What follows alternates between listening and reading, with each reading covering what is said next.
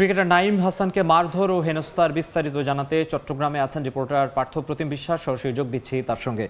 পার্থ,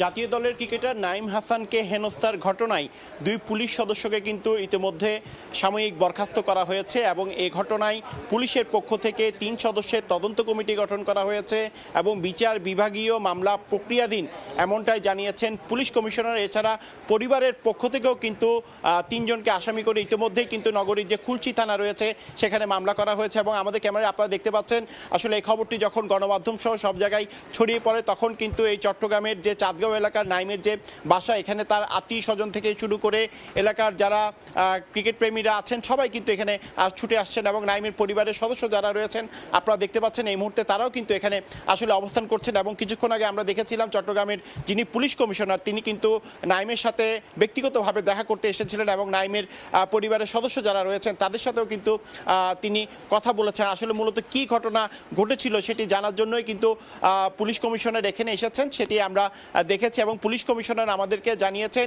এই ঘটনায় যারা দোষী তাদের সর্বোচ্চ শাস্তি নিশ্চিত করা হবে, কাউকে কিন্তু ছাড় দেওয়া হবে না এমনটি তিনি আমাদেরকে জানিয়েছেন। এছাড়া এই টহল টিমের মধ্যে যারা ছিলেন তাদের বিরুদ্ধে যে বিচার বিভাগীয় যে ব্যবস্থা যে মামলা সে বিষয়টিও কিন্তু করা হবে এমনটি কিন্তু আমাদেরকে জানানো হয়েছে। তো সেক্ষেত্রে বলা যায় নাইমের সাথে যে হেনস্থার ঘটনা ঘটেছে সেটি কোনোভাবে কিন্তু মানতে পারছেন না চট্টগ্রামের যারা ক্রীড়াপ্রেমী দর্শকরা রয়েছেন তারা। তাদের একটাই দাবি এই ঘটনার সুষ্ঠু তদন্ত ও বিচার হোক। এই ছিল আমার কাছে এখনো পর্যন্ত নাইমের বাসা থেকে এখানকার সর্বশেষ খবর।